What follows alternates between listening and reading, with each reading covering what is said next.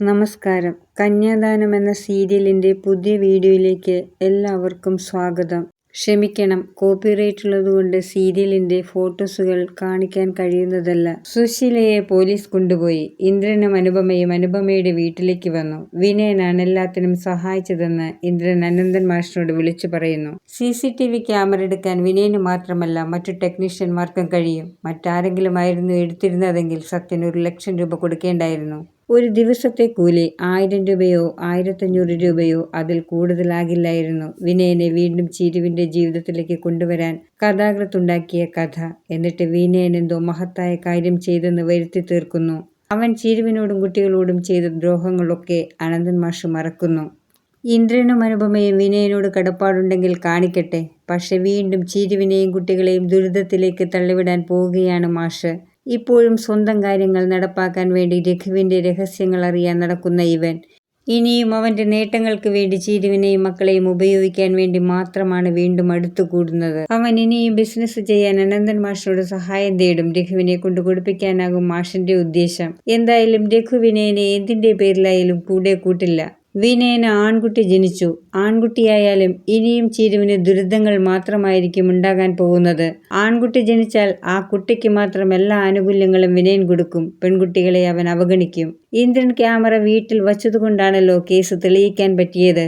അല്ലാതെ ക്യാമറ എടുത്ത് കാണിച്ചു കൊടുത്തു എന്ന് പറഞ്ഞ് ജീവിതത്തിൽ തെറ്റുകൾ മാത്രം ചെയ്ത ഒരാളെ ന്യായീകരിച്ച് അങ്ങോട്ട് നല്ലവനാക്കി കഥാകൃത്ത് മാറ്റാൻ നോക്കിയാലും അതൊന്നും പ്രേക്ഷകർ അംഗീകരിക്കില്ല. സൈക്കോയായ ഒരാളുടെ സ്വഭാവം എപ്പോൾ വേണമെങ്കിലും മാറും. അയാളെ എത്രയും വേഗം ജീവിതത്തിൽ നിന്നും എടുത്തു മാറ്റുകയാണ് സീരിയലിൽ കാണിച്ചു കൊടുക്കേണ്ട മെസ്സേജ്. കഥ നീട്ടിക്കൊണ്ടുപോകാൻ നിങ്ങൾക്ക് എന്ത് വേണമെങ്കിലും ചെയ്യാം.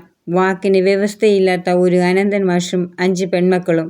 ആൺകുട്ടിയല്ലായിരുന്നു ജനിച്ചതെങ്കിൽ ഇന്ന് വിനയൻ ഭ്രാന്തെടുത്ത് എവിടേക്കെങ്കിലും ഓടിപ്പോകുമായിരുന്നു. ഒരു പെണ്ണിനെ ആദ്യം കല്യാണം കഴിച്ച് സംശയിച്ച് അത് ആത്മഹത്യ ചെയ്തു. അത് മറച്ചു വെച്ച് മറ്റൊരു പെണ്ണിനെ കല്യാണം കഴിച്ചു. ഇതുവരെയും വിനയൻ ചെയ്ത തെറ്റിന് യാതൊരു ശിക്ഷയും ഈ സീരിയലിൽ അവന് കൊടുത്തിട്ടില്ല. സീരിയൽ തുടങ്ങി അവസാനിക്കാറാവുന്ന ഘട്ടം എത്തുമ്പോഴാണ് സുശീലയ്ക്ക് വരെ ചെറിയ ഒരു ശിക്ഷ കൊടുക്കുന്നത്. സുശീല ജയിലിൽ കിടക്കുന്നതോർത്ത് വിഷമിക്കുന്ന ഇന്ദ്രൻ മോൻ സത്യനും സോനയും വെറുതെയാണെങ്കിലും പറയുന്നു അമ്മ ചെയ്ത തെറ്റിന് ശിക്ഷ അനുഭവിക്കണമെന്ന്. എന്ത് തെറ്റും ചെയ്യുന്ന സുശീലയെ സോന സംശയിച്ചില്ല.